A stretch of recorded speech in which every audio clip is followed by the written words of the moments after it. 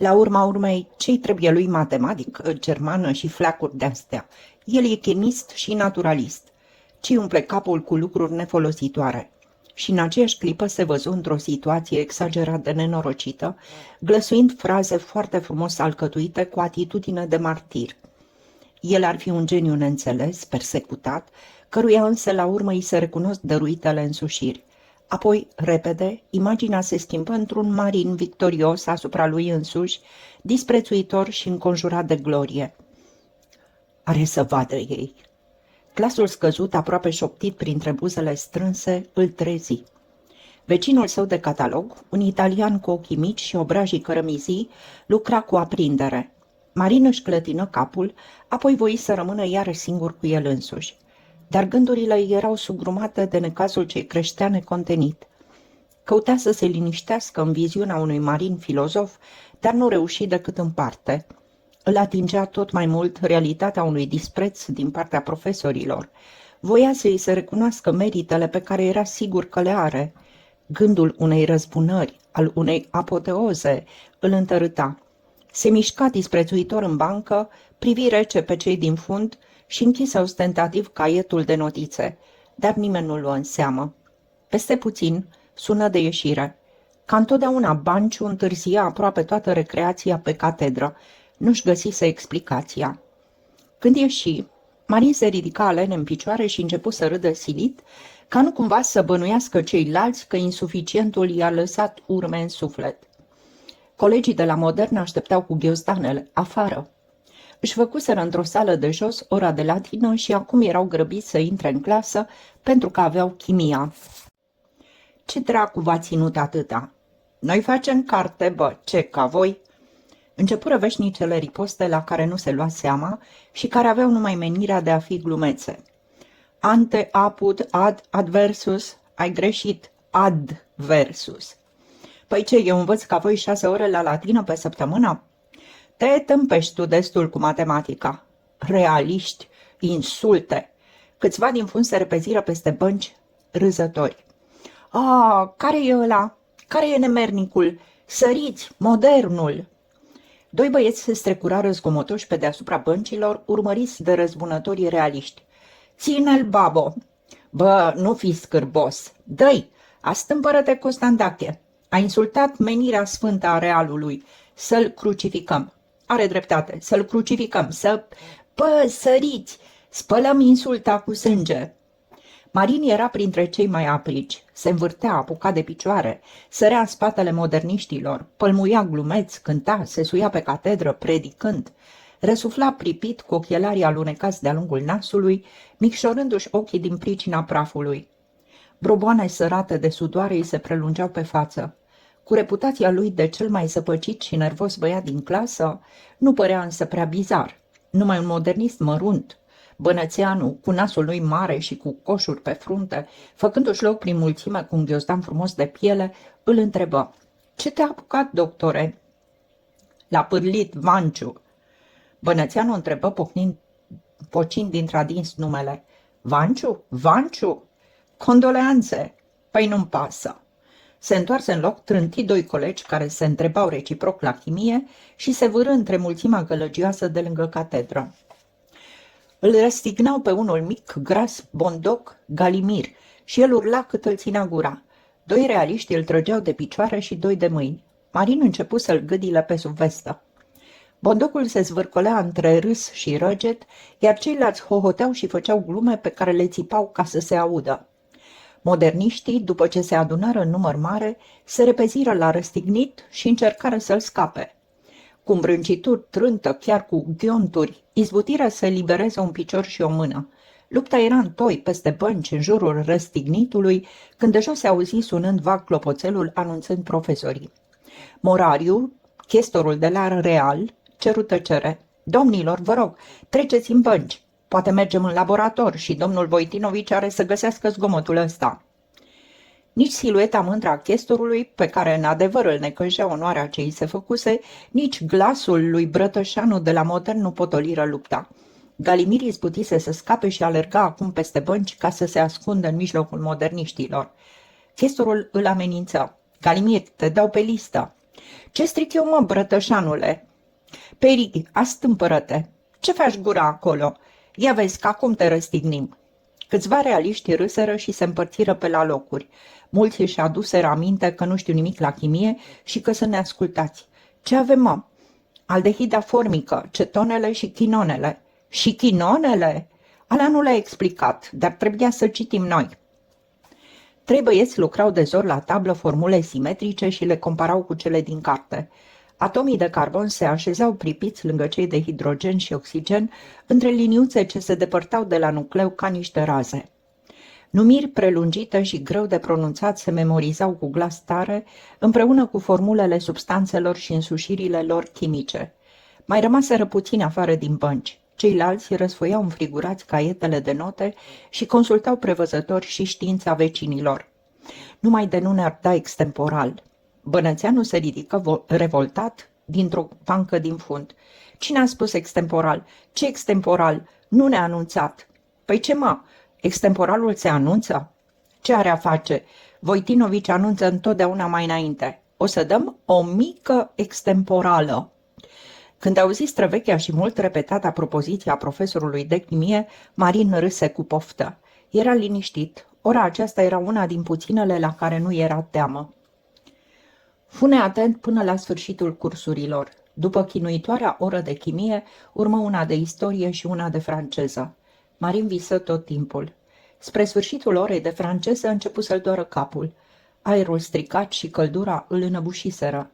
Își privi colegii, toți palizi, cu ochii duși pe fereastră. Nu mai era nimeni atent. Obosiți, dormitau molate în bănci, aproape tăcuți, oftând la răstimpuri. Profesorul înțelegea că rezervele s-au sfârșit și, cuprins el însuși de oboseală, se resemnase să vorbească, pentru că nu putea face altfel. În fundul clasei, chestorul Brătășanu lua notițe și nu-l privea nimeni cu uimire, apucăturile de buchier fiind de multă vreme cunoscute. Prin fereastra larg deschisă venea la răstimpuri răcoarea relativă a unui aer mai puțin viciat.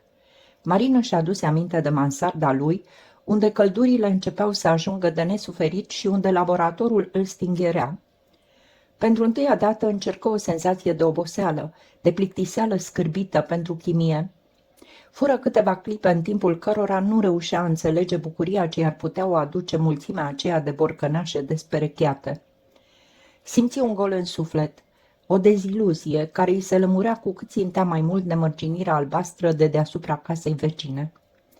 Îi lipsea parcă ceva și se gândea cu teamă că în după amiaza aceea va fi liber să citească orice carte ar vrea. Nu mai simțea nevoia experiențelor, îi se părea chiar că e dezgustat de ele. Era dezorientat. Nu-i părea rău de despărțirea aceasta bruscă, dar n-ar fi dorit să se întâmple. Lucrul, de fapt, nu era nou pentru el, se știa nestatornic și cu patimă. Suferise până atunci nenumărate alte dragoste, cea pentru mărcile poștale, cea a plantelor, a pietrelor, a bibliotecii și a insectelor. Fără să vrea, îi trecu repede prin minte toate aceste tovărășii vechi. Unde îl va duce acum dragostea? Nu știa și aceasta îl neliniștea, căci acum nu se dezgustase de o știință ca să se apuce de alta, ci și-o părăsise brusc pe cea de până acum ca să rămână singur. Își scutură capul. Nu, mersese prea departe. Nu era încă dezgustat de chimie. Îi plăcea încă să se gândească la ceasurile de după amiază, când va isprăvi, cu manualul lui Minovici în față, analiza manganului. Își spunea: ce de precipitate minunate și nestatornice, în culorile lor aprinse sau tulburi. Zâmbea: ce prost era să creadă că nu-i mai place chimia. Cu toate acestea, entuziasmul îi pierise.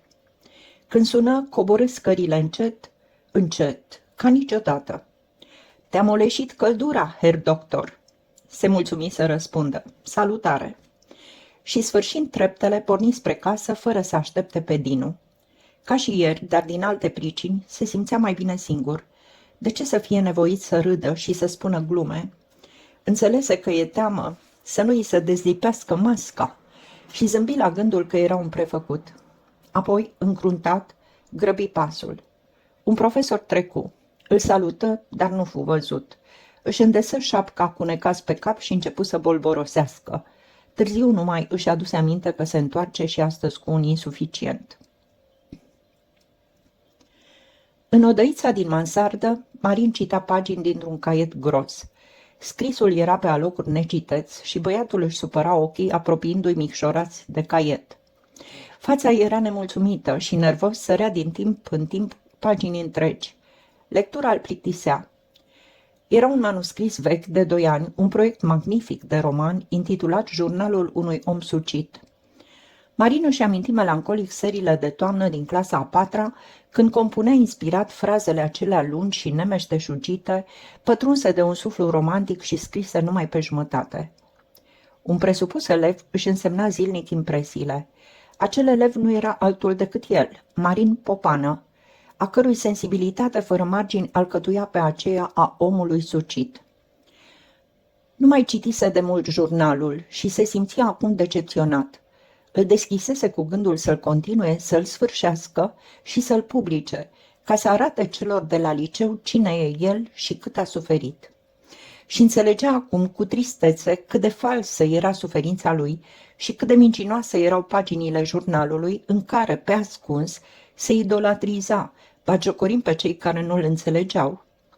Închise caietul și, mâzgălind cu creionul coperta, se gândea. Prin ferestruicile deschise, un vuiet învătuit, depărtat, ajungea cu râuriri de vis până la el. Odăița începea să se înfierbânte.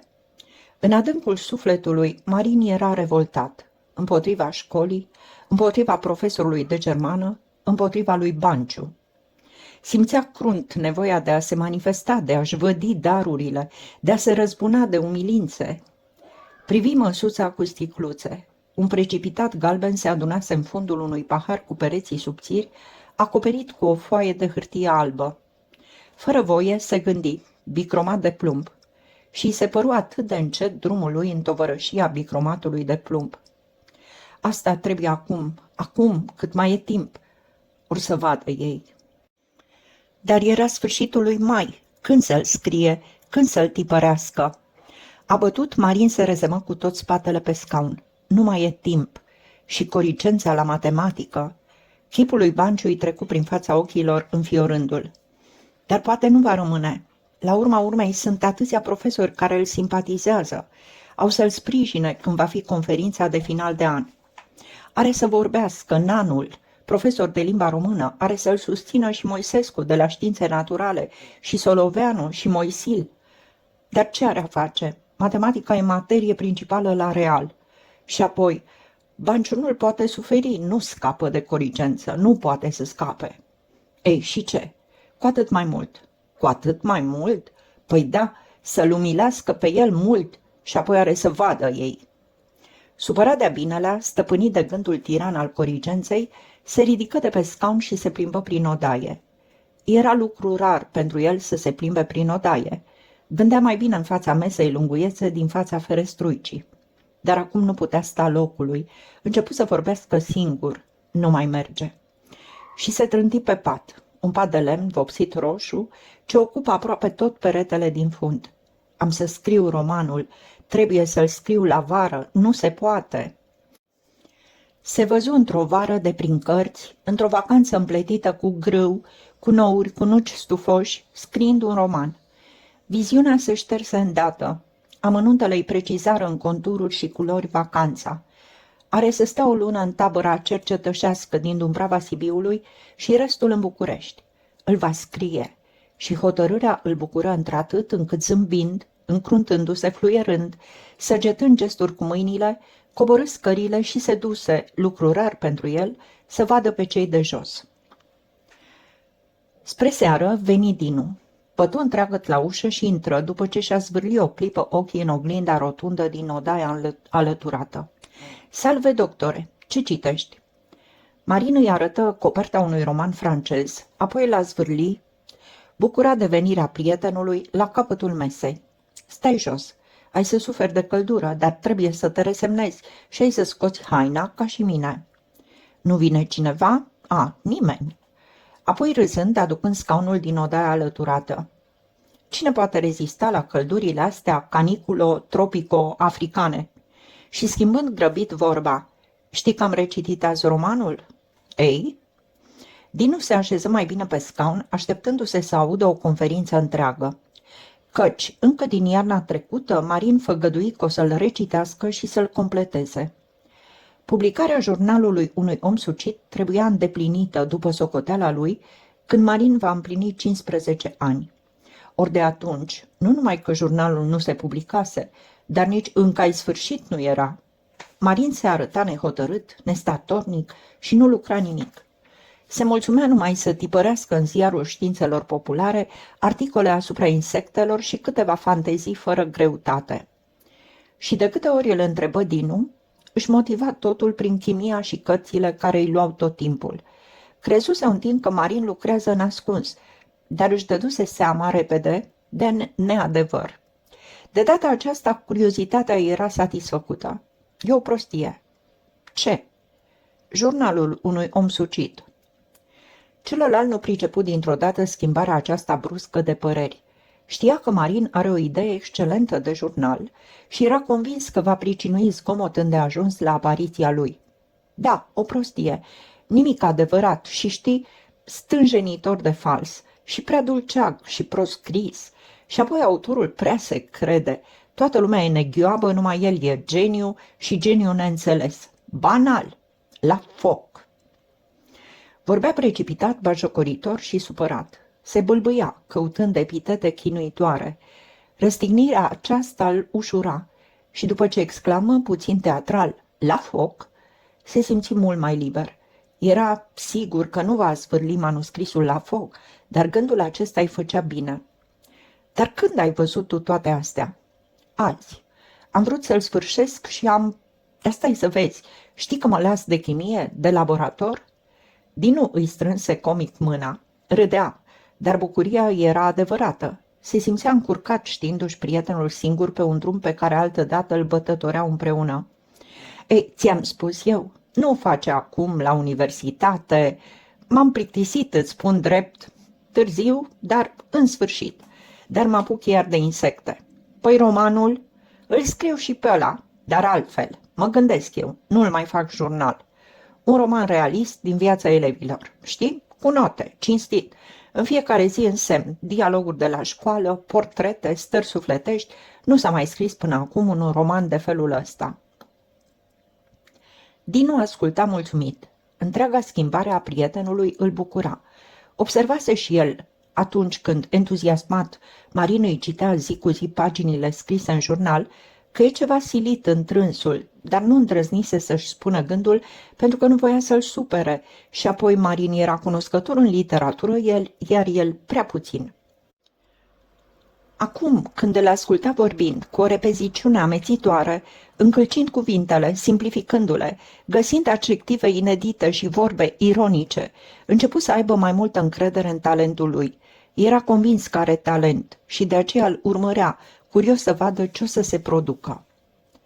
Și Marin vorbea, iar vorbind, vedea noua configurație a romanului, vedea personajele, le ghicea gândurile, le știa cuvintele. Apoi deodată tăcu. Îi trecu prin minte o îndoială care îl dezarmă. Se miră totuși că nicio schimbare nu îi se ghicea pe față și că prietenul îl socotește încă tot atât de entuziasmat. Tăcerea l-a apăsat pe Dinu. Și când te apuci să-l scrii? Diseară. Știi cum să începi?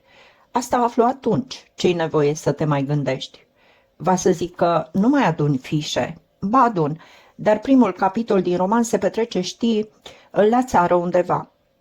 E în vacanță și eroul e la munte. La munte? Da, la munte, cum am fost și eu anul trecut, la Săcele. Și acolo se îndrăgostește de o fată. Pricep. Ce pricepi? Acum începe povestirea cuceririlor tale. Berbantule. Dinu socotea adevărate toate scrisorile trimise din Săcele și povestirile lui Marin asupra dragostelor sale cu domnișoarele frumoase din localitate. Se îndoise puțin la început, știindu-și prietenul prea puțin aplecat asupra celor lumești, dar închipuindu-și contrastul între Marin și tinerii din Săcele, îi explica și numai așa succesele erotice. Marin, trăindu-le însă cu mintea atât de aprins, sfârșise prin a le dărui un veșmânt de realitate și acum când îl întrerupse Dinu, gândi: cum de nu pricepe el că l-am mințit și l-am mințit pentru a avea și alți martori ai visurilor mele, afară de însăși imaginația mea? Dar răspunse fără codire: a, nu, nu toate, numai cea din urmă, cu Liliana. Așa o chema? Dar cum? Parcă Maria? A, nu, aia e alta, aia a fost înainte. Cu Liliana a fost ce-a fost, pe aia am iubit-o. Și suna atât de ciudat cuvântul iubit pe buzele băiatului adus din umeri, roșcat, cu obrajii pătați și searbezi, cu ochii mărunți, miopi, încât el însuși, dându-și seama de ridicol, roșii. Orice alt cuvânt, afară de acesta: chimie, insecte, piatră, volum. O umilință dureroasă îi se strecură în suflet. Se smulse din gândurile care îi surpau subiectul romanului și răsturnă un șuvoi de vorbe în timp ce, cu pulpele, încolegea nervos picioarele scaunelor. Liliana, da, ei, pe aia o exagerez caracterul, știi, o fac zglobie, mai zglobie decât era. Am uitat să spun că avea un păr negru tăiat strângărește, o frumusețe, ce păr, păcat că n-a vrut să-mi dea o fotografie. Și de ce nu ți-a dat? N-a vrut ea, zicea, să nu o calomniez. Fată, ce vrei. Ei, din asta fac geniul rău al eroului meu, îl fac să se îndrăgostească de ea, să fie ținut în gheară și apoi umilit.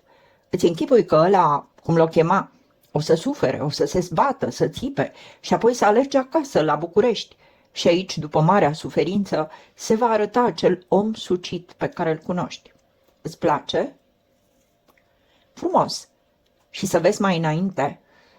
Dar n-am fișe. Apropo, pe eroina am să o alătur cu firea verișoarei mele, știi? Anet. E dată dracului. Dinu tăcea zâmbind. Nu-și mai înțelegea prietenul. Atâta elocvență pentru cauze străine preocupărilor lui. Tăcu deodată și Marin. Se întunecase. Își zâmbiră unul altuia câtva timp. Marin se gândea: cât de mult îl iubesc. Apoi repede: ce stânjenitor cuvânt iubesc, iubire, ce se potrivește ea cu mine? Eu, adică, la urma urmei, îmi bat joc de proștii care se lasă cuprinși de pofte animalice. Expresia îi plăcea. Îi disprețuiesc, sunt deasupra lor. Aprinse lampa, închipuindu-și un Marin bătrân, învățat, cu mâinile încrucișate, privind o mulțime fără ochi. Ochi și lampă, cum îi se părea că se aseamănă. Dar de ce se aseamănă? Ce-ai spus? N-ai auzit? Nu fusei atent. Cum o să-l sfârșești? Romanul, tot așa cum știm.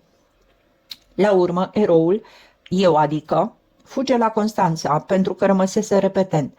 Se face hamal în port, apoi ajunge pe un vas care trebuia să plece din zi în zi. Dar într-o dimineață citește în Universul anunțul dat de Dan, frate său, prin care îl roagă să se întoarcă pentru că mama era bolnavă, iar ceilalți îngrijorați. Acum e o situație, știi, interesantă. Tipul e într-o luptă sufletească aprigă. Ori își urmează visul lui de libertate, de călătorii în Orient, atunci cine știe ce se va întâmpla, maică-si, ori se întoarce și atunci... Tu ce zici? E prea tânăr și nestatornic ca să se poată hotărî în sacrificiile pe care îi le cere libertatea. Se întoarce, dar abătut, fără nicio încredere în voința sa, trist. Însă, cu cât se apropia de București, parcă o lumină îi se lămurea în suflet. Simțea că e laș să fugă, că suferințele au fost în bună parte numai în capul lui, că lupta e frumoasă. Într-un cuvânt, o lume nouă, o idee nouă, o revoluție în sufletul lui. Ce zici? Are să fie greu, sigur, dar am tot timpul 3 luni. Știi că la toamnă trebuie să apară. Prea puțin 3 luni.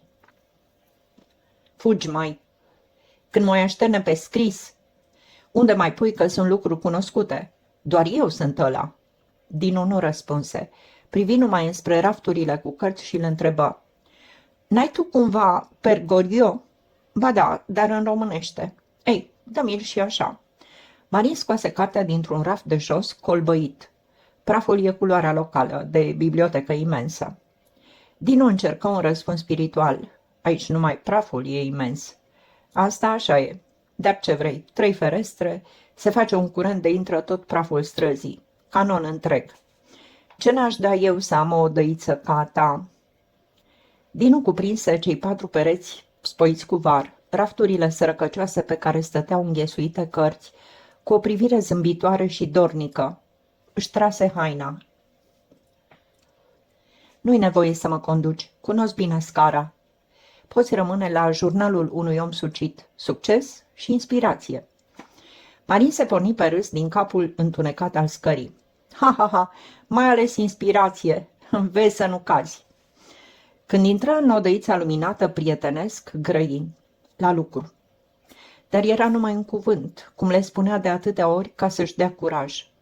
Reluă romanul francez, citi de câteva ori aceeași frază fără să o înțeleagă. Gândul capitolului 1 din jurnal îl persecuta. Je la revêtis pour la première, dar cum am să încep? La o sărbare populară? Foi un dimanche connu, prea banal. Într-o casă din vecini, să-l roage să declame, comme il convenait, puisque c'était un vêtement neuf. Ce să declame?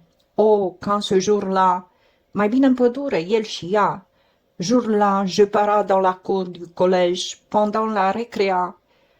În pădure, de dimineață, în pădure, du-te dracului. Zvârli romanul pe masă și, deschizând înfiorat un caiet neînceput, se așternu să scrie cu o slovă răsfirată și de nepriceput. Capitolul 1. Un băiat și o fată. Citiți mult? Câteodată mai mult, câteodată mai puțin. Dar așa, în mijlociu. Cam 8-9 ore pe zi. 8-9 ore pe zi? Da. Fata îl privi uimită, ca pe un lucru rar. Niciodată nu i-ar fi trecut prin minte că sunt oameni care citesc până la 10 ore pe fiecare zi. Credea că poveștile astea nu se petrec decât prin romane. Era de altfel o observatoare foarte slabă și niciodată nu și-ar fi putut da seama ce se petrece în afară de mediul ei. Băiatul plecă ochii în jos, înroșindu-se până în rădăcina urechilor. Apoi, ca să se dezvinovățească, bine, dar nu citesc într-una. Mai scriu, mai lucrez la entomologie, mai traduc. Apoi am o colecție de pietre, ierbar, mă ocup și cu chimia. Vorbea repede, neluându-și ochii din vârful sandalelor, ca și cum s-ar fi lepădat de o greșeală făptuită în neștiință. Fata îl privea mereu, lunecându-și ochii pe fața arsă de soare și pătată cu coșuri stârpite de nerăbdarea aceea necăjită caracteristică a adolescenților, care din orice neam și-ar trage viața și în orice mediu și-ar trăi zilele, în fundul sufletelor lor doresc întotdeauna să placă. Radu Giurgea era entomolog și, după cum mărturisea el însuși, avea mare ciudă pe oamenii care își pierdeau timpul cu dragostele. Umbla întotdeauna cu nasturii tunicii descheiați, cu chipiul prăfuit și ghetele nefăcute și aceasta numai din neglijență și dispreț pentru eleganța caragioasă pe care o trâmbițau aristocrații clasei. Și disprețul acesta era departe de a fi fățărnicie. Era ceva involuntar care îi năpădea sufletul numai când privea fapta în sine, ceea ce se întâmpla foarte rar, căci Radu nu era mai niciodată cu gândul la lucrurile privite. Și cu toate acestea se necăjea întotdeauna din pricina coșurilor acelea mici de pe bărbie care întunecau frumusețea în ochii fetelor. Căci Radu Giurgea, ca orice adolescent înclinat spre visare, se socotea frumos. Dar această frumusețe era un drept al său, de care numai închipuirea îi se putea servi și niciodată nu-i trecuse băiatului prin minte că acest dar dumnezeiesc l-ar putea întrebuința cu succes în viața de toate zilele. Încă, în rarele lui ieșiri prin lume, îi se părea că, cu cât se apropie de pământ, pe unde nu-l duceau gândurile, cu atât îi scade minunata frumusețe. Și nu era frumos deloc băiatul. Închipuiți-vă un copilandru înalt și deșirat, adus puțin din umeri, cu capul mare și acoperit cu un păr rar și gălbejit, fruntea colțuroasă, ochii mici și miopi, fața smeadă și cu un nas lung și ascuțit, care îi dădea un aer de paiață melancolică. Îmbrăcați acest trup schițat fugar cu o haină din acelea pe care burghezii le recomandă de purtat la țară, cu niște pantaloni largi plini de praful mușuroaielor de furnici pe care șezuse entomologul la pândă, cu niște sandale iarăși bune de purtat pe munte, puneți-i pe cap o șapcă cu cozorocul reînnoit de 4 ochi. Și aveți portretul în creion al tovarășului domnișoarei Aura. De-ar fi să-l facem în culori, ar trebui să scriem câteva pagini, căci Radu, ca un adevărat naturalist și visător ce era, nu știa niciodată cu ce era îmbrăcat. Poate în gândurile sale se credea neîmbrăcat de fel, căci nu se sfia niciodată să se culce pe nămolul malurilor ca să observe cine știe ce gânganie ciudată care plutea pe apa pârâului și iarăși îi venea foarte lesne să se trântească pe toate grămezile de lut proaspăt, pregătindu-se să întârzie acolo ore întregi ca să-și întregească cunoștințele sale asupra industriei casnice la furnici. Din aceste cauze, veșmintele cercetătorului lăsau mult de dorit, atât în privința structurii șubrede a țesăturilor, cât și a esteticii coloritului. Dar fiți siguri că Radu nu știa nimic. Orși cât vorbi fata, jucându-se cu un fir de păiuș ce îi se prinsese de rochie, e mult. De. Apoi tăcură. Tânărul naturalist era recunoscut ca fiind de o timiditate de care colegii săi se rușinau. Umblând tot timpul după insecte sau pierzându-și nopțile în lectura unor cărți tipărite parcă anume ca să înspăimânte pe amatorii de literatură ușoară, cărți care, cu toată erudiția lor, nu-l învățau niciodată cum se vorbește cu fetele, Radu avea foarte puțină de spus în fața ochilor adumbriți sau uniformelor cu rochie scurtă.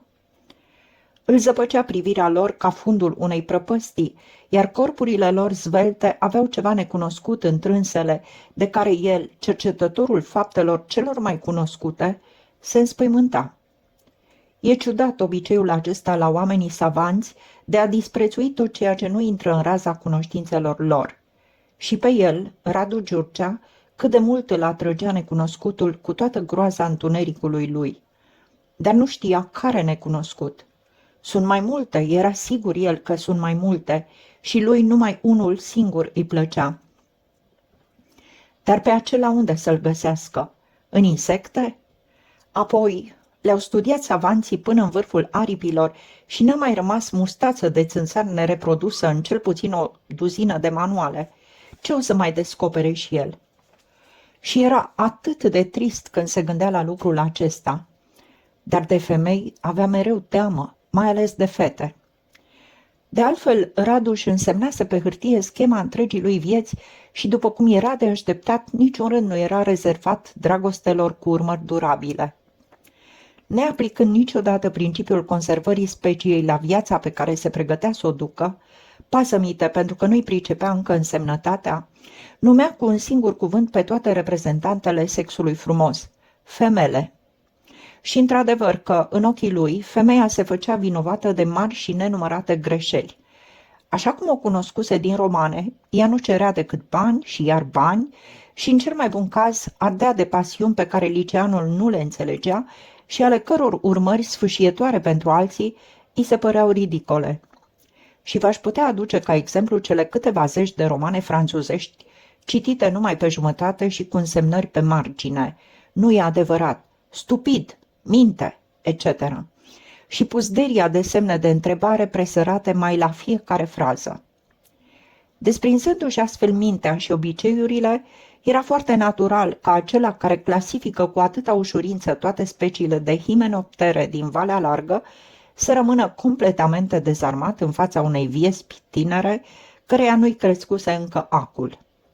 Și de aceea, mutra lui zăpăcită și ochii care pare că tot căutau o cărăruie pe unde să se piardă în tufiș, înfăptuiau mare bucurie în sufletul fetei. Trebuie să știți că nu se află pe lume o mai nevinovată plăcere pentru fetele acelea, pe care băieții le-au numit cu oarecare dreptate de viață, decât o convorbire între 4 ochi cu un băiat prostuț care se înroșește până la rădăcina părului. Și Radu era unul dintre aceia. Văzându-l că tace, fata întoarse discret ochii, apoi, parcă aducându-și aminte de ceva, îl apucă de braț. Radu se îngălbeni. Uite, zise ea, luminându-se de zâmbet, am uitat să mă recomand. Aurora Onciu. Și dacă doriți și vârsta, clasa a 6-a, faceți socoteala. Și recomandația aceasta avea darul să stârnească adevărat belșug de râs asupra domnișoarei Aurora Onciu. Radu zâmbea cu inima strânsă și tot întrebându-se: ce tot are fata asta de râde? Marin, la masă! Trânti vesel tocul, închise călimara și uscă cerneala pe ultimele rânduri. Iar în credința măestriei capitolului Un băiat și o fată, coborârea scărilor a fost cea mai fericită clipă din copilăria lui. Câteva zile în urmă, Marin părăsi jurnalul unui om sucit. Nu-l mai trăgea inima spre foile acelea desperecheate și se simțea obosit, scârbit, de câte ori se așeza la masă cu gândul să scrie. În odăiță, căldura l-amețea, îi gonea atenția. Citea cu greu, numai în cămașă și cu pumnii apăsați pe frunte. O adiere de somn îi legăna la răstimpuri trupul și atunci își lăsa privirile pe ferestruica din față, dormitând. Încerca să se trezească afundându-și capul într-un lighean cu apă proaspătă. Ochii se odihneau în răceală, se înviorau, iar luminițele negurate de miopie se aprindeau. Se despărți de roman liniștit, așa cum se despărțea întotdeauna de lucrurile care nu-i mai plăceau. Pierduse nădejdea unei reabilitări în fața profesorilor prin volumul pe care l-ar fi putut publica. Și pentru că, deocamdată, nu găsise alt mijloc de a le vădi însușirile lui, se înciudă, se înroși de necaz și îi urâ cu gândul. Adună atent foițele scrise, fără să le citească, și le înghesui pe toate într-un plic mare galben pe care scrisese: încercări pentru romanul unui om sucit. Credea că e mai nimerit noul titlu. Cum nu mai putea fi vorba de jurnal, trebuia numit romanul unui om sucit. Iar când deschise lădița în care își păstra hârtiile și caietele lui, îl cuprinse un entuziasm neașteptat și vorbi: cât am scris! Cât am scris! Gândul acesta îi înfioră spinarea de plăcere. Se ridică deodată nervos, desfăcu brațele și ocoli de câteva ori odăița. O nemărginită încredere în sine îl năpădi și, încordându-și brațele, adăugă amenințător cu dinții strânși: am să scriu, ah! Tremură, nu se putea liniști. Deschise lădița, luă plicul și l-a zvârlit pe masă. Se pregăti să înmoaie tocul, dar se simți deodată rece, nemișcat, trist, obosit, sătul. Astupă cu luarea minte călimara. Era atent și se întrebă: ce dracu mi-a venit? Sfârși prin râs, un râs silit pe care l-ar fi vrut ironic. Dezamăgit, își alese apoi lectura. Nostalgia celor din urmă zile de școală, bucuria vacanțelor fărâmițată de prea multă așteptare, voluptatea libertății secătuită cu mintea în orele lungi apăsătoare de la sfârșitul trimestrului, impresia de searbă și inutil ce se strecură în suflet, oboseala nemărginită, simțământul zădărniciei marii bucurii care se apropia banal, îngrozitor de banal. Băieții veneau în diminețile limpezi cu tunicile descheiate, cu șepci de vară, unii veseli, alții melancolici. Ochii unora sufereau de lipsa albastrului nesfârșit. Erau suflete care visau nemărginirea, călătoriile prin locuri unde omul se contopește cu firea, dar nu știau prea bine care vis l-ar dori repede îndeplinit, căci lângă viziunea unui orient îndumnezeit cu mintea se alăturau geloase, țarine și cătune prietenoase, prăpăstii, pâraie, păduri de braz, valurile inedite ale unei mări despre care credeau multe. Și sufletele sufereau în această împărțire. Ele, care voiau să se dea în întregime, sufereau nedreptățind unele visuri și nu știau ce să aleagă. Când se hotărau pentru hoinărelile din cărțile de călătorii, se înfiorau în fața apusului indian, se simțeau deodată întristați. Începeau să înțeleagă cum sunt țintuiți de legăturile pământului.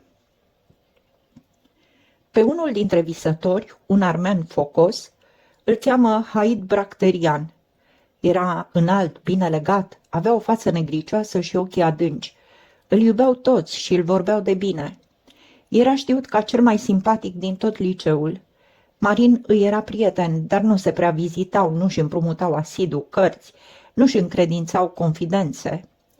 Îi era drag și lui băiatul, sentimental, îndrăgostit de muzică, cititor pătimaș, dar știința pe care o mângâia Marin îi era indiferentă celuilalt. Îl judeca și el, ca toți colegii, drept un viitor savant. Dar Marin se îndoia. Se bucura când visul îl ducea în clasa a treia, dar își dădea seama cât de fals este, ce mască se nevoise să poarte neîncetat. Îl dureau notele rele, mediile proaste, mai mult decât arăta și înțelegea că nu se poate dezlipi cu totul de prejudecățile vârstei și ale situației lui de școlar. Cu toate acestea, se arăta nesimțitor față de profesori, de lecții și pretindea că disprețuiește pe cei supuși mărunțișurilor acestora. Clipa aceea, când și-a dat seama cât de puțin sincer este gândul, îi luase toate puterile. Își ura ființa și minciuna, își ura masca pe care inconștient o purta cu atâta seninătate. Dar clipa trecu mai repede decât ar fi crezut. Marin își spălă voios mâinile la cișmeaua din curte, trecu palmele răcorite peste față, apoi alergă spre clasă. Aceeași zăpușeală prăfuită, aceleași ferestre deschise prin care se strecura înăbușit zgomotul bulevardului. Cei 48 de colegi se răvășeau ca întotdeauna printre bănci, mai puțin veseli, mai puțin zgomotoși. Unii dormitau cu capul plecat pe brațe, alții își dezmorțeau mădularele schimonosindu-și obrajii, scoțând sunete prelungi și lovind cu piciorul în podea. Era ora de română și mulți dintre înși nu aveau încă notă pe trimestrul al treilea. Răsfoiau cărțile oprindu-și ochii pe vreun vers din Iliada sau recitind fără voie rânduri din Făclia de Paști. Pe unii așteptarea clipei decisive îi îngălbenise, pe alții dimpotrivă, răscoliți atâta vreme de emoție, clipa supremă îi făcuse nesimțitori.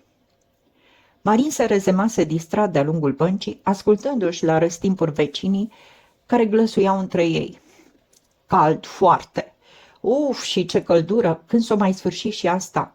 Rabdă-ne-i că încă 10 zile, cum ai mai răbdat. 222! Până acum au trecut... Să văd dacă trec și eu. La ce ți-e frică? Chimie.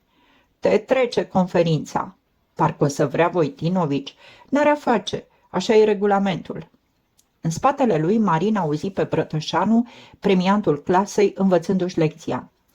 Gen epic, gen dramatic, gen liric, ce mai vine? Liric, dramatic, epic. Elegia. Ce este, domnule, elegia? Elegia este atunci când poetul vrea să ne arate sentimentele lui personale de dragoste sau nemulțumire, care în acest caz sunt triste. Balada. Ce este balada? Balada este o poezie cu subiect și de obicei veselă. Marin se trudea să nu râdă. Într-un rând voi să se scoală și să-l întrebe de năzbâtile pe care le cuvântă cu cartea închisă. Se gândi că ar fi o oboseală zadarnică. În minte îi veniră nesfârșitele discuții între intelectualii clasei și Brătășanu. Bătaia aceea de joc pe care premiantul nu o înțelegea, îi se păru acum vorbărie goală. Cu necaz, recunoștea fericirea tocilarului care va trece clasa cu cunună și se gândea la coricența aproape sigură la matematică care l-aștepta pe el. El, Marin Popană, tocmai el, corigent. Vechea imagine a urgisitului de soartă, a neînțeleșilor de plebe, a eroilor de romane și a personajelor nuvelelor lui Brătescu Voinești îi răsări ruginită în minte. Pentru întâia dată, imaginea aceasta îl înfurie împotrivă-i. Masca pe care o purta. Care era masca? Lăsat în voia gândurilor, Marin simți că lipsește ceva. Ce-i lipsea? Sări în sus speriat, crezuse că vine profesorul de română. În teama de a nu fi surprins tolănit lenevos pe bancă, văzuse chiar fața rotundă și ciupită de vărsat a domnului Nanul, cu cioclul coliliu răsărind mărunt în mijlocul bărbiei, cu ochelarii prinși în șiret negru, călcând măsurat spre catedră. Era însă cu totul altceva. Profesorul telefonase la direcție că, fiind bolnav, va lipsi de la ore 2 zile, iar vestea, șoptită discret de profesorul de gimnastică, se răspândise zgomotos în clasă, trâmbițată de câțiva neascultați. Înlăturarea pericolului risipise amorțeala ce copleșise băieții. Aprinși acum de bucuria celor 50 de minute libere, pe teren, săreau peste bănci, se plezneau pe spinările pline, călcau ghiozdanele, zvârleau râzând cocoloașe de hârtie și strigau poreclele din cele 4 colțuri ale clasei. Babo, babo! Bă, care a dat? Marcălă! Unde-i Marcălă? Cocoș, Ai fost aseară Bracterian? Bracterian! Ce-i, mă? Ai fost? No, o prostie. Nu te lua după ce scrie rampa. Bă, pârlitule, astâmpără-te, marcălă. A fugit al dracului.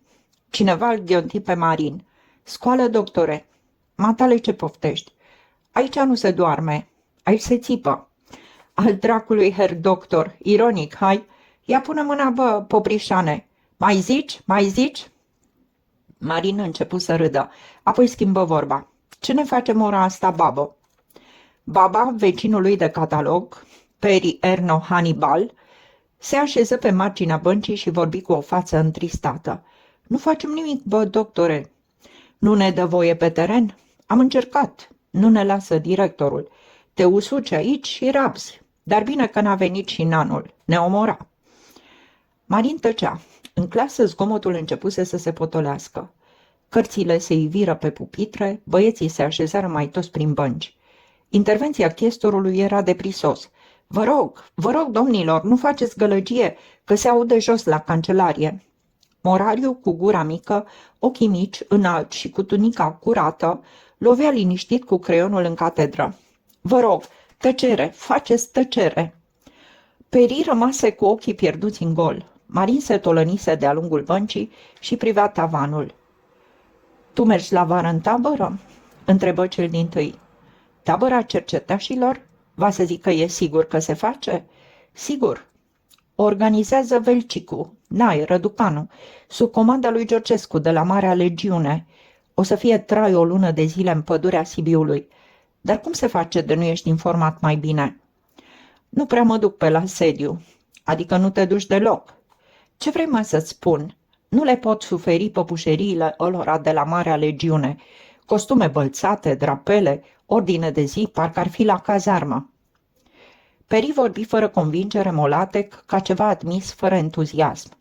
Ei, mai, au și ei dreptate. Gândește-te că nu ești numai tu sau numai eu. Sunt o mulțime de puști de ăia pe care nu-i poți ține altfel în frâu. Ce poți să faci? În tabără însă am să merg. În august zici că e. De la 20 iulie la 20 august. Tocmai bine. 2.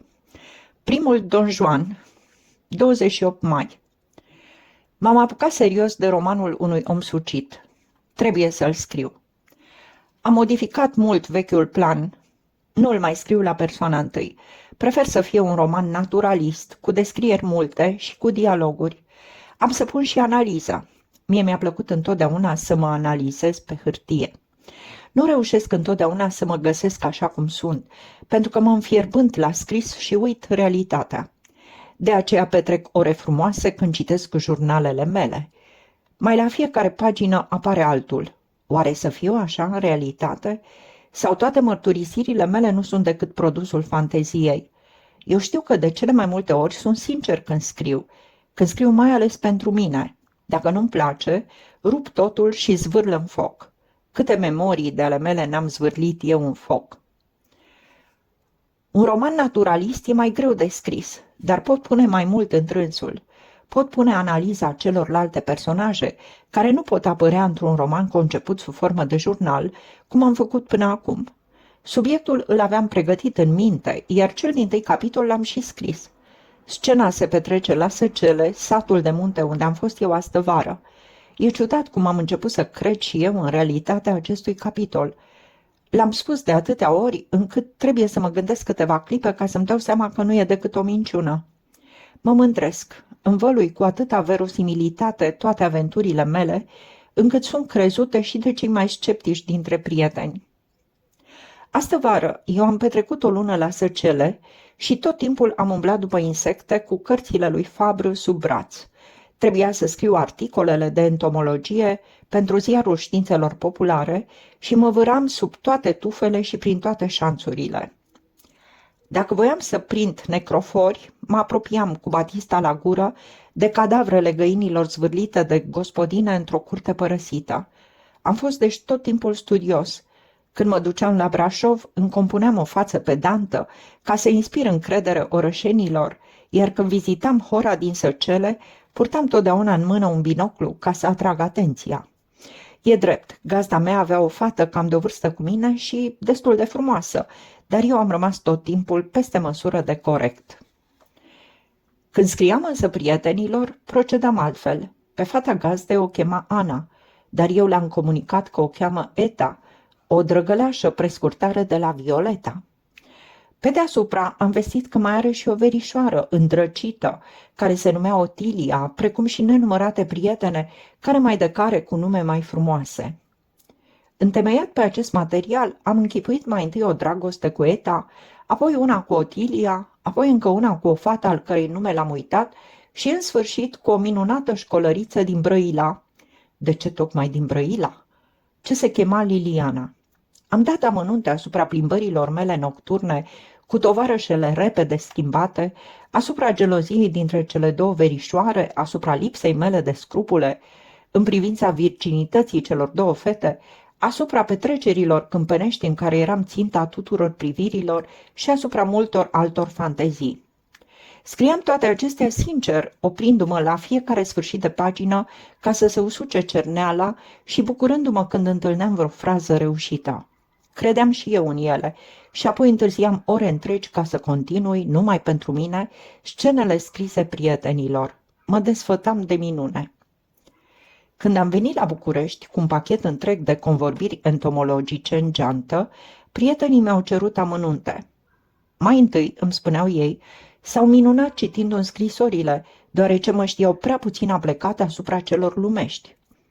Dar gândindu-se mai cu luarea minte, au crezut că faptul nu e prea greu de lămurit, date fiind curiozitatea ce o stârneam eu în sat, chipul meu savant și cunoștințele mele uimitoare pentru domnișoarele din Săcele. Eu regretam un singur lucru, că sconisem atât de multe amănunte asupra tovarășilor mele din vară, încât nu le mai puteam ține minte și riscam oricând să fiu dat de gol. Mai multă prudență nu ar fi stricat. Am povestit de atâtea ori evenimentele încât păstram aceeași ordine și aceleași expresii. Începusem chiar să mă fălesc față de mine, ca și cum toate acele tovarășe ar fi existat și ar fi fost cucerite aievea. Din când în când încurcam unele date, unele numiri, fără ca însă, cred, să se bage de seamă. Poate că Dinu bănuiește ceva, dar nu găsește un moment prielnic să mi-o mărturisească. Aceasta s-a petrecut ieri. I-am spus că m-am apucat serios de roman. El s-a arătat vesel. Cred că se îndoiește de talentul meu scriitoricesc, pentru că nu-i dau să citească decât articole entomologice sau niște amintiri searbede din cercetășie. E drept. Acum 2 ani luasem obiceiul să-i citesc jurnalul, dar se întâmpla că întâlneam pasaje atât de exagerate, încât roșeam amândoi. Odată, mi-aduc aminte, i-am citit o pagină în care era vorba despre el și am fost atât de stânjeniți încât am întrerupt lectura. L-am ținut mai întotdeauna la curent cu planurile mele literare și el pretinde că toate acestea îl interesează, dar eu tot cred că se îndoiește. Ieri însă am întârziat mult de vorba asupra romanului. Îi povesteam ordinea evenimentelor și schițam analiza personajelor. Când îmi cerea amănunte, le inventam pe loc, rămânând a socoti eu mai pe urmă dacă erau demne sau nu de a fi scrise. Am alunecat însă pe o cale primejdioasă când am început a vorbi despre eroina romanului. Am să-i exagerez mult caracterul, i-am spus. Am să o fac zburdalnică și răutăcioasă față de băieți. Eu am să mă îndrăgostesc de ea în timpul unei plimbări în pădure, dar n-am să-i spun, pentru că n-am să îndrăznesc. Ea însă va pricepe. E dată naibii. Aici am început să încurc lucrurile. Am povestit cucerirea Lilianei în amănuntele cu care povestisem pe cea a Otiliei.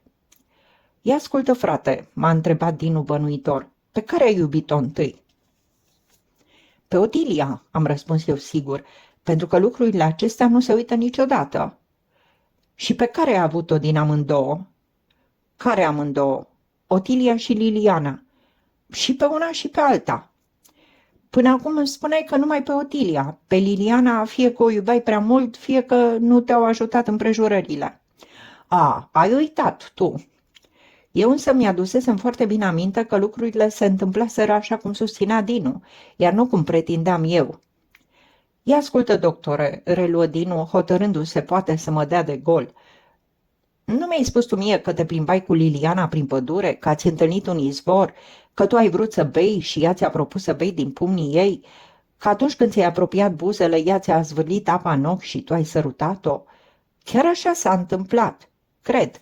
Și nu mi-ai spus tu mie că apoi ea a fugit și tu ai urmărit-o ore întregi?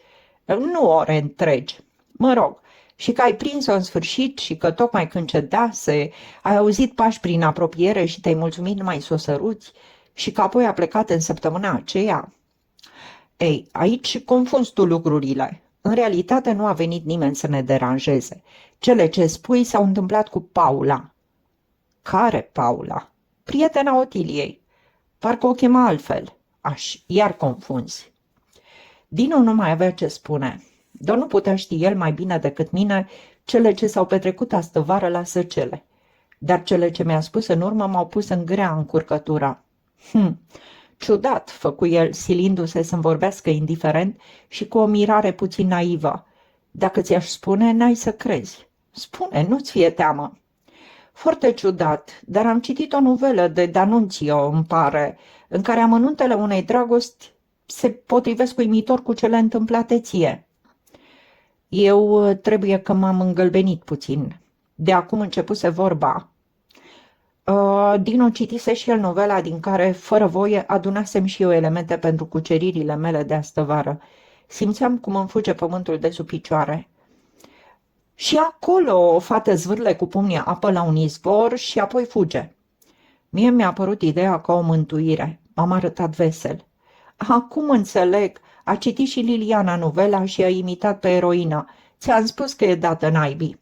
Mi s-a părut că Dinu a regretat că am găsit portița de scăpare. În orice caz, cred că nu l-am convins. Mă stânjeneau mult cuvintele de dragoste. Când pronunț iubire și iubită în fața unui prieten și pronunț conștient, nu în toiul unei avalanșe de cuvinte din care nu se înțelege mai nimic, roșesc. Mă miră respectul acesta religios față de un sentiment pe care nu l-am încercat niciodată. Am mințit întotdeauna și mi-am făgăduit să mint când se vorbește de dragoste. Toți trebuie să creadă că eu, Vara, devin dintr-o dată un Don Juan. În realitate însă sunt foarte timid și mă pricep numai să imaginez scene de dragoste. Dar eu nu roșesc din timiditate. Roșesc pentru că atunci când rostesc cuvântul iubire, eu mă văd într-o atitudine ridicolă sau lângă o duduie prea frumoasă. Nu poate ști nimeni ce văd eu când rostesc cuvântul iubire și nimeni nu poate înțelege ridicolul acelei viziuni și câteodată sufăr de această neînțelegere. Eu sunt un băiat urât, cu buze subțiri și veștede, cu sprâncene neestetice, cu părul roșu și cu nasul gros și acoperit de păr. În fața unei dudui nu pot spune 3 cuvinte fără să mă bâlbâi și fără să fac greșeli de fonetică.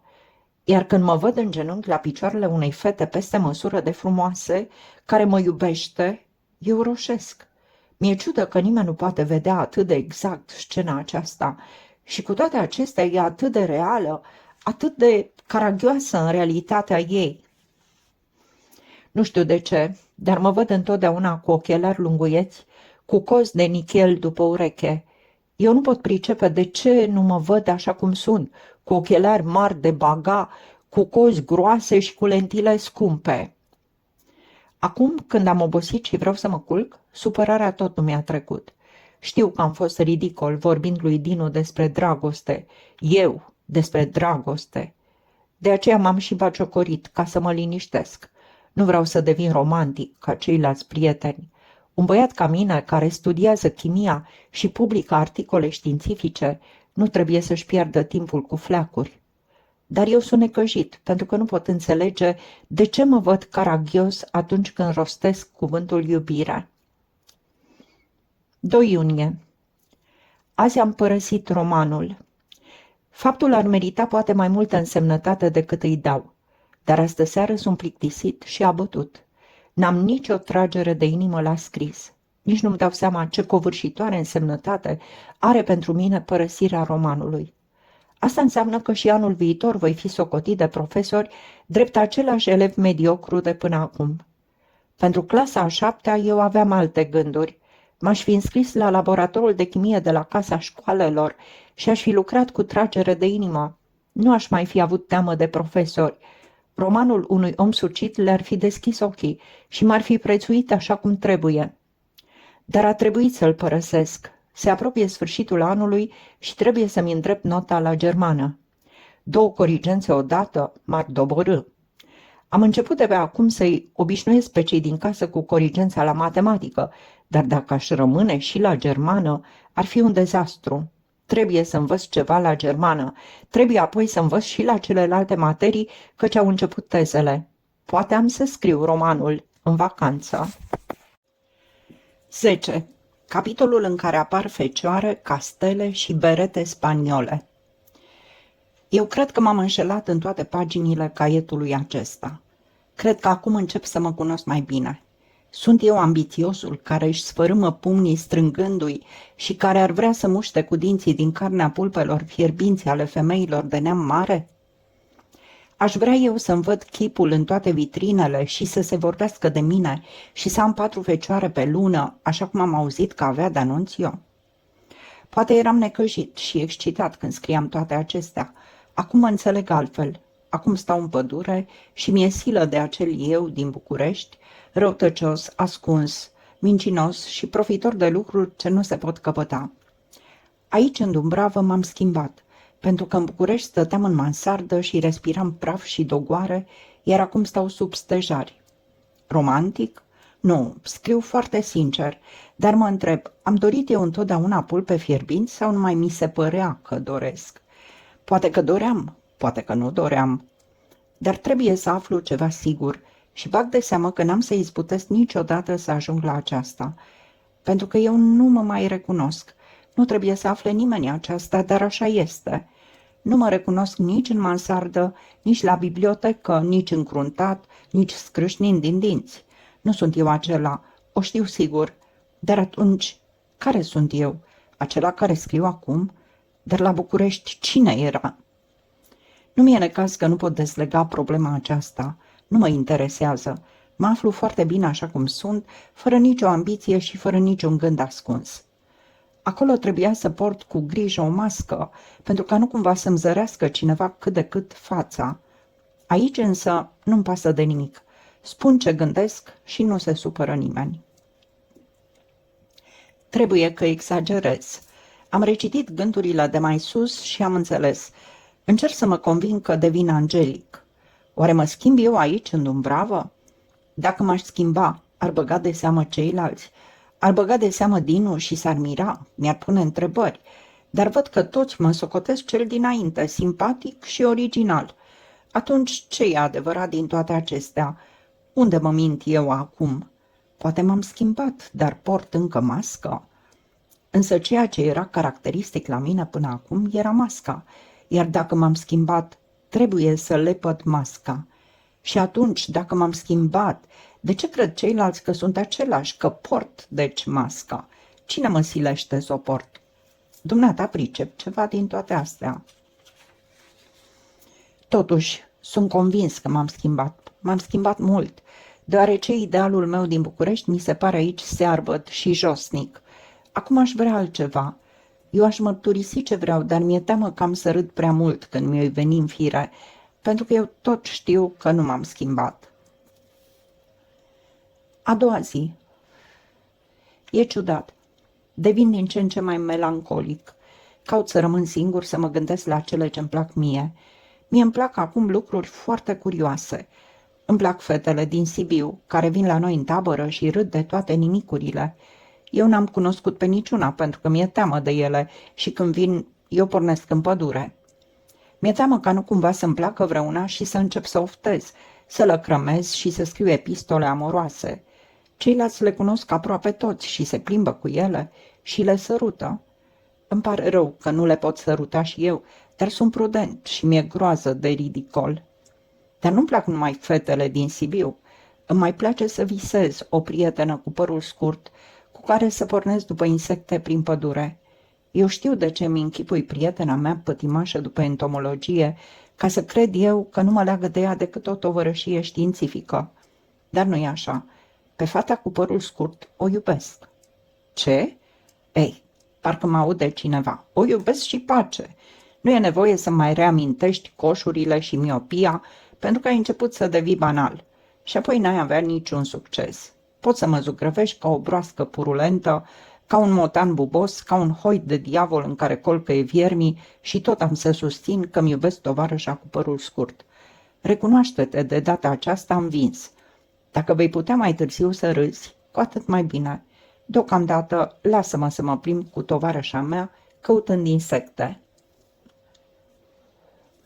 Am spus că are părul tăiat. E foarte frumoasă, foarte inteligentă, foarte cultă și mă iubește foarte mult. Mi-a spus-o, iar eu am fost fericit și am sărutat-o pe gură. Lucrurile s-au petrecut astfel. Găsisem amândoi un cuib de bombus terrestris și ne așezarăm pe jos ca să nu ne scape niciun exemplar. Când ea potrivea Batista la gura cuibului, părul îi aluneca peste urechi și flutura pe obraj. Are o ceafă foarte frumoasă. Am uitat să spun că are o ceafă foarte frumoasă. Eu i-am spus, fără să roșesc, te iubesc. Iar ea mi-a răspuns înroșindu-se, și eu te iubesc. Și atunci am sărutat-o pe gură. Mă întreb dacă nu s-a întâmplat și altceva? Nu, pentru că pe aceasta o iubesc. Era în puterea mea, și lăsase trupul pe brațele mele și închisese ochii. Mi se pare că am auzit-o chiar șoptind ceva, dar pentru că o iubesc, nu s-a întâmplat nimic. Adminteri, cădea și ea victimă poftelor mele, cum au căzut acum un an fetele din Săcele. Și ceea ce e mai frumos e că sunt melancolic, încât nici nu pot mânca ca lumea. Am crezut la început că e glumă, dar nu era. Nu mai mi-e foame. Mă simt stingher, simt că îmi lipsește ceva. Nu râd și îmi fixez ochii pe solniță în tot timpul prânzului. Dorm mult, dar nu se poate chema că dorm, pentru că mă trezesc de 10 de ori pe noapte, așteptând să aud țipetele fetei pe care trebuie să o salvez. Știam de mult că menirea mea e să salvez fete, dar acum lucrul acesta mă împiedică să dorm. Și când visez ca stele cu parcuri imense în care stăpânește o desăvârșită melancolie. Perechi, îndrăgostiții se plimbă pe malurile lacului. Eu fac parte în același timp din fiecare pereche. Sunt uimitor de frumos și port un costum din vremea renașterii. Nu mai am părul roșu, ci niște plete negre cârlionțate. Mai am o sabie lungă și o pelerină violetă. Mă cam încurcă ochelarii, care nu prea s-ar potrivi cu bereta mea spaniolă, dar îi îndepărtez cu cea mai mare ușurință, cu toate că sunt 6 dioptrii.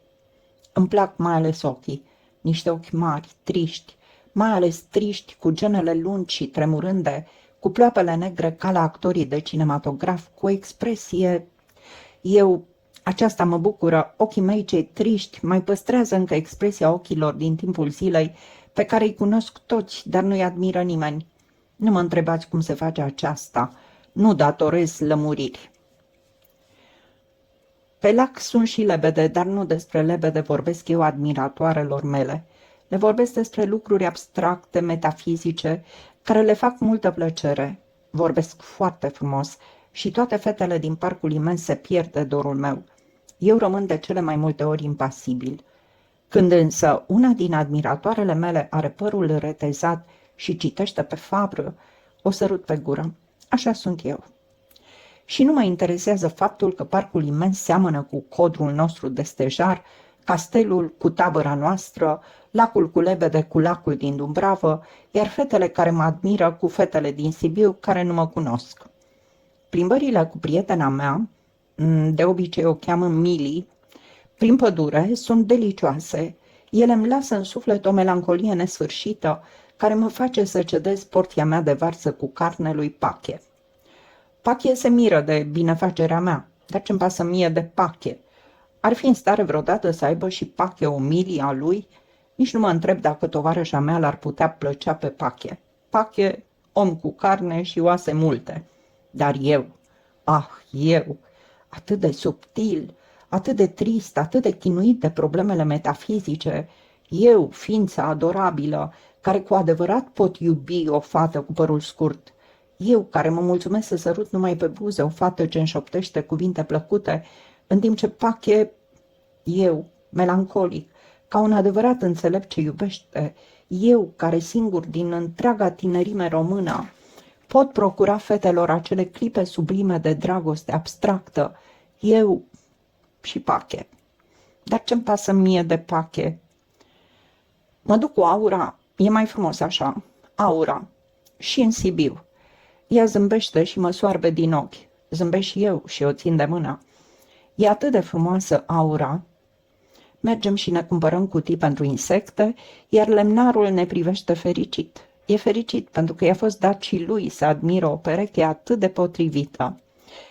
Eu nu mai port costumul din renaștere, acela e rezervat cuceririlor din timpul nopții. Când mă duc în Sibiu însă, îmi pun un costum de cercetaș care mă prinde de minune. Am un brâu roșu care mi încinge mijlocul și îmi vădește o talie, deci sucesc fetele ochii ca să mă vadă. Am o bluză verde și niște pantaloni verzi. Aura e în culmea bucuriei. O duc la cofetărie și o silesc să mănânce cât mai multe prăjituri.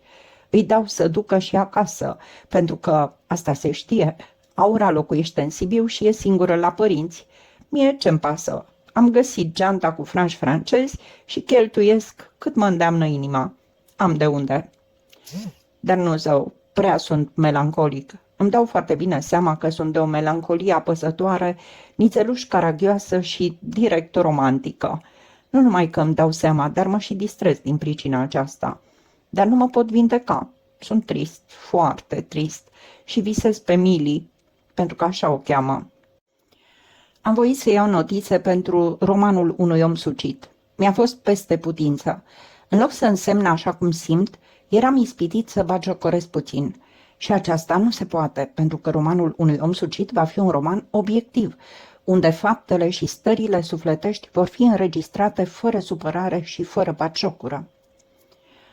Și de câte ori mă gândesc la roman, mă convin că ar fi foarte bine să-l încep la toamnă, imediat după Corigență. La Crăciun va fi sfârșit, iar după Paști va apărea. Are să fie atât de plăcut să pot observa fețele domnilor profesori. A treia zi. Dar asta nu se mai sfârșește, dar am să devin ridicol, dar sunt ridicol. Visez ziua întreagă și tânjesc. Câteodată uit că mă aflu în Dumbrava Sibiului și șoptesc cu ochii pe jumătate închiși. Vino, Mili, te aștept, Mili, sunt atât de trist, Mili, atât de trist, Mili. Ce te-a apucat, băiete? A patra zi.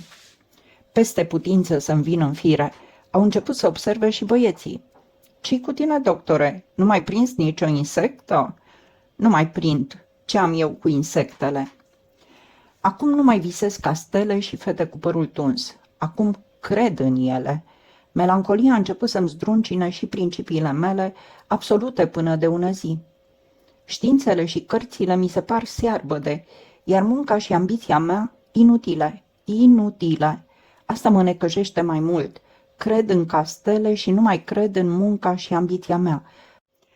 Asta are să sfârșească rău. Mă simt lipsit de voință. N-am să pot lua nicio hotărâre și trebuie luată o hotărâre. Dacă rămân luna întreagă în Dumbravă, nu știu ce are să se întâmple cu mine.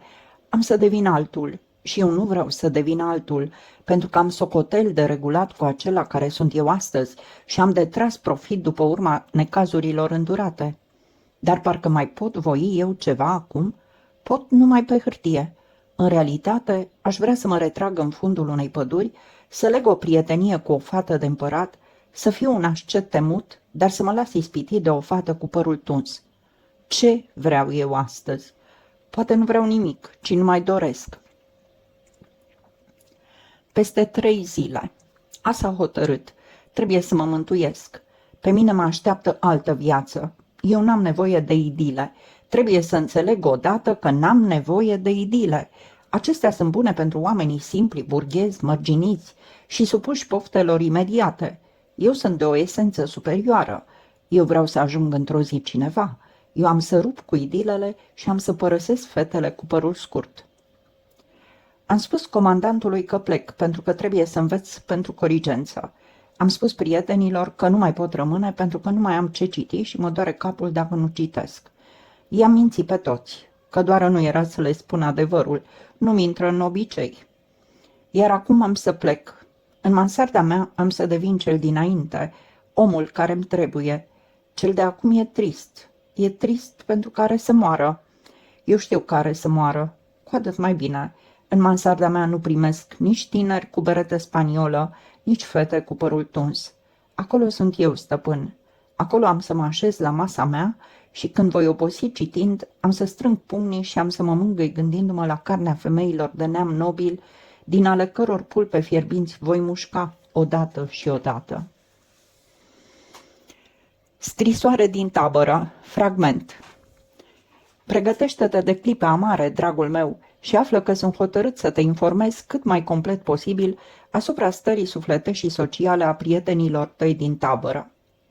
Chiar dacă lucrul acesta te interesează prea puțin, resemnează-te că porți în mână teancul acesta de hârtii pe care gândesc ca ți-l trimite, pentru că de citit nu mai încape îndoială că nu vei îndrăzni să-l citești, dat fiind pericolul mortal în care te poate aduce lectura acestei epistole prea puțin volteriene. Știi foarte bine că Sibiul e un oraș în Transilvania și în același timp capitală de județ. Ceea ce nu știi e că acest Sibiu, în Transilvania, capitală de județ, păstrează alături de el un minunat codru de stejari care poartă pitorescul nume de Dumbrava Sibiului. Aici am descălecat noi, 50 de cercetași plus comandanții respectivi, ne-am întins 18 corturi mici, 2 corturi mari și 2 corturi magazii și ne-am pregătit să petrecem o lună de zile. Nici gând pe mine să zugrăvesc minunățiile naturii, etc., etc. Aș izbuti să fiu numai mai pedant și mai plictisitor ca de obicei. De aceea te anunț numai că am fost primiți în gară de muzici și autorități, de fete unguroaice și de meșteri tipografi, de dascăli, de școlărițe, de domni cu cioc și de un câr de vaci. Am parcurs orașul cu fanfara în frunte, am dat de copaci și am început să alergăm. Am alergat pe o alee vreo jumătate de ceas până ce dădurăm de un pod, de un luminiș cu lumină electrică și cu niște corturi neîntinse. Tabăra. Chiotele erau impuse, mai puțin zvârlitul bonetelor în aer. Entuziasm, orice s-ar spune, a fost din belșug. În a doua zi ne-am deșteptat în ploaie, o ploaie mohorâtă de toamnă. Și așa a început viața de tabără pe care o duc de o săptămână. Dimineața ne sculăm, cum dormim, vezi mai la vale, la 6, în sunetul unei goarne răgușite. Tu nu trebuie să te îndoiești o clipă de reaua noastră dispoziție când ne deșteaptă goarna. Mai întâi ne înghiontim tovarășii de saltea, vorba vine. Apoi blestemăm o leacă în gând gornistul, cercetășia, tabăra, comandantul, Sibiul, Dumbrava Sibiului, sfârșind a ieși înfuriați afară din cort.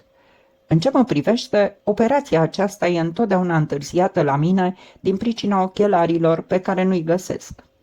În fiecare noapte, la culcare, eu îi pun la marginea cortului pe iarbă. Cum însă, datorită unui complex de cauze necunoscute, eu, ca și ceilalți tovarăși, descriem în fiecare noapte o mișcare curbă de translație tu ești modernist.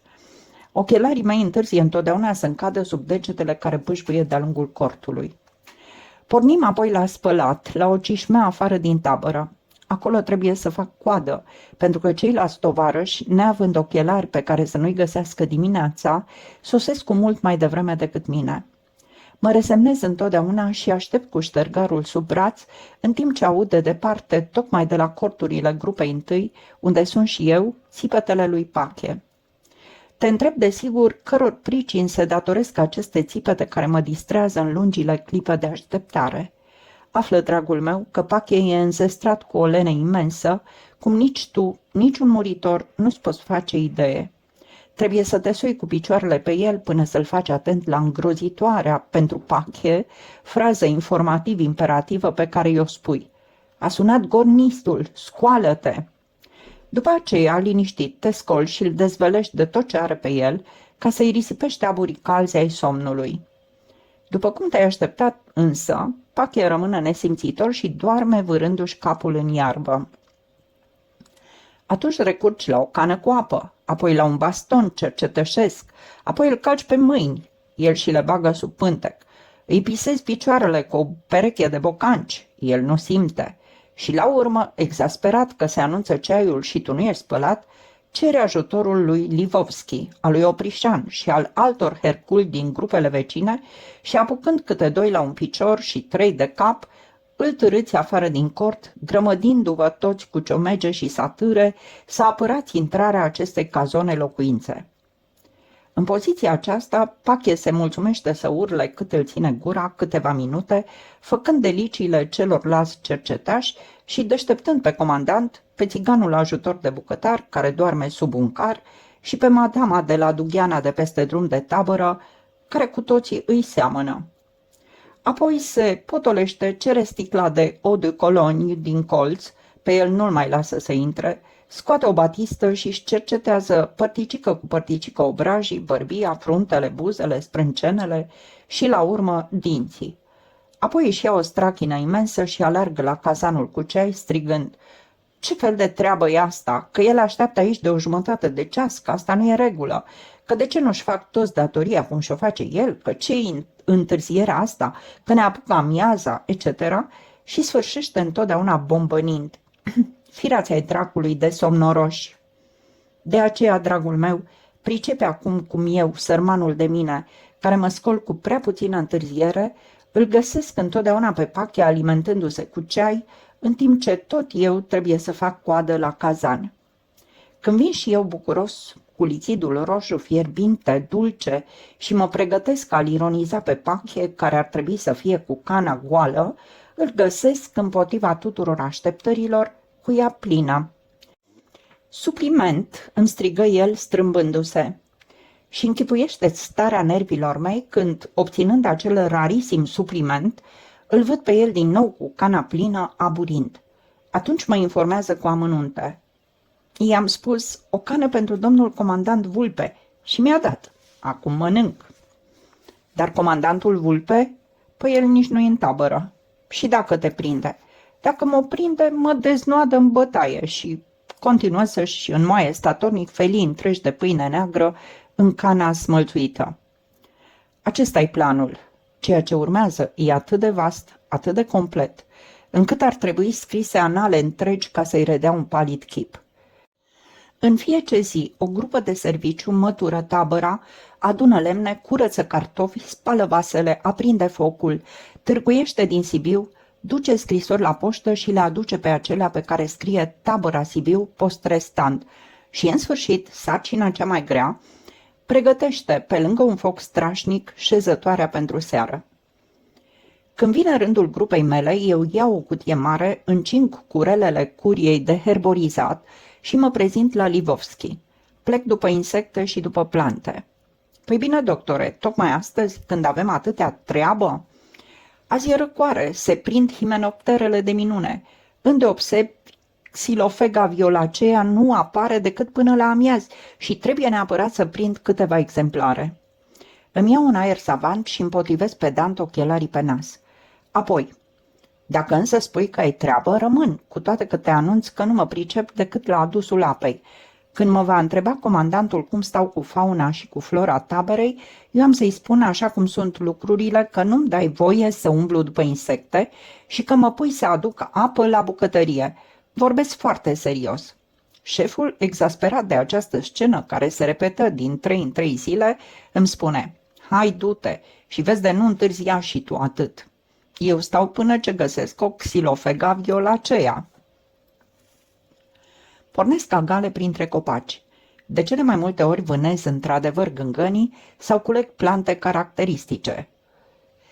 Altădată însă mă întind la umbră și dorm până ce mă apucă foamea.